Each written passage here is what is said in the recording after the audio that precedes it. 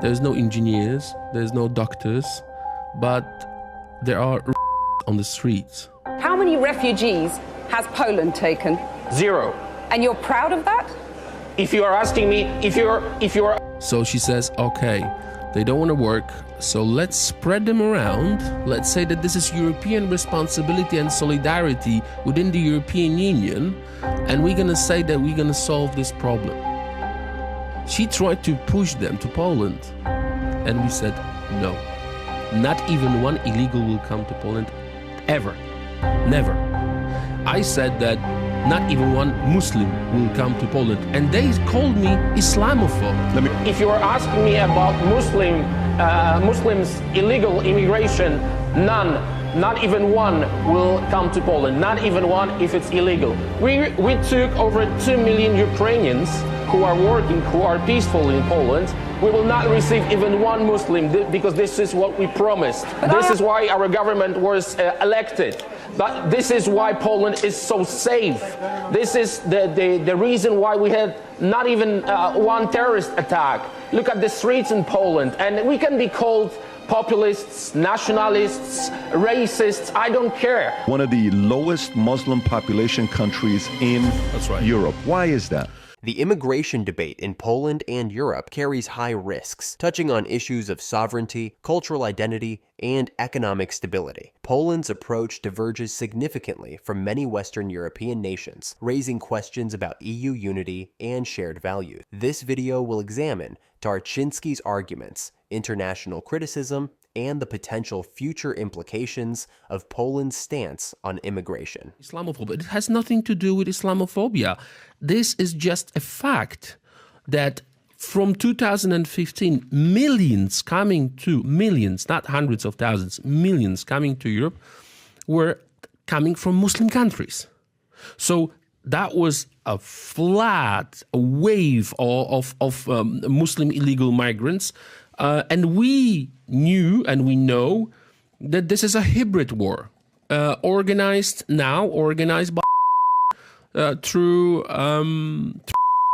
So I had to censor those names to avoid copyright. At the core of Tarczyński's arguments is the belief that uncontrolled immigration poses a security threat to Poland. He argues that open borders and potentially allowing criminals or terrorists to enter the country. This is the $1.9 billion wall with the Belarus, like 18 meters high. That's right. Like, can you pull this wall up that they built? That's right. So that was the first decision when the crisis started. Then, unfortunately, one of our soldiers was with a spear by one of illegals, and our parliament passed the law that we can use live bullets now. According to the news, a Polish soldier died on Thursday after he was stabbed on the border with Belarus by migrants trying to cross into the European Union, the army said, while Warsaw said it would demand Belarus hand over the person responsible for his. So if you want to come to Poland, you will be. I'd like to probably, some of them will watch this interview. If you don't want to be, do not come to Polish border. If you don't want to be pushed back, do not come to Polish border, because we just passed the law that our soldiers, Coast Guard or whatever, they can use live bullets to kill. That is the difference, because I can't see the difference between, let's say, Heathrow Airport, right, Miami International, sure, when you're trying to cross the border without passport, what they would do? They would you. If you would try to run. It's common sense, but some people don't want to understand it. Why would borders even exist if anybody can come through with no kind of security check before entering? Through migration, right, the customs, they would shoot you. So what is the difference between Miami International, Heathrow, or any other place, airports, and the green border where they trying to go? They trying to come through the forest.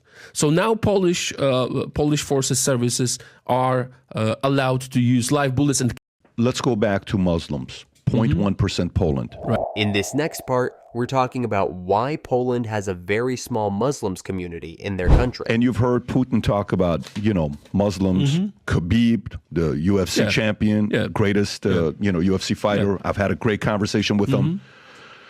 I'm a Christian myself. I'm fiscally conservative. I've been a registered independent for 15 years. The more I get older, family, I see what's going on, the more, conservative issues become in my life. When I think about the one area where Muslims will not compromise anything, right? Mm-hmm. If you try to bring LGBTQ philosophy, ideology to Muslims, that is a part where they're not going to cross. They're not going to allow you to cross the line. Mm-hmm. That's just not going to happen with them. That's not something they're okay with. Okay. What is your thoughts on a positive role? The Muslim community, they're not going away. It's 2 billion people worldwide, and they're having more kids than anybody else. So unless if Christians start having 6 kids per, which is not going to happen. Our numbers declining. In our lifetime, no, it's not going to happen in our lifetime. No. By 2060, the numbers are all in their favor. The House in U.S., the Senate, politically, they're going to be all over the place, right?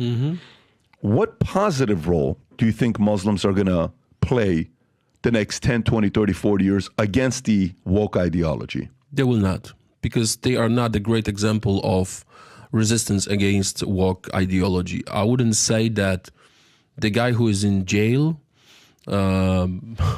and following the jail rules within the community is a great example for a good citizen. The fact that there is no wokeness yet within the Muslim community doesn't purify them from the of mind. That's what I think. And I'm not talking about the old Muslims. Again, I want to be very, very clear. I think there are people who are honest, but they do not take their voice. They do not raise their voice. They do not react as they should when all the terror attacks taking place. And the fact that there is no, there's no wokeness because there are from the roofs. That's what is happening now. If you are gay, your punishment is to be thrown from the roof, and that's another extreme. You cannot people because they are gay. This is what they do publicly, because that's the Sharia law. You cannot of someone's because we had this discussion on Sharia law in Council of Europe, and they tried to implement Sharia law in some states of European Union. It's ridiculous. It's 14th century. Trying to apply Sharia law when most Muslims flew away so they can escape it. It's an insane statement. Can't do this kind of thing. It's ridiculous. So to me, they are not the great example of alliance against wokeness, because we just want to have normality. They are people. It's wrong. It's very wrong.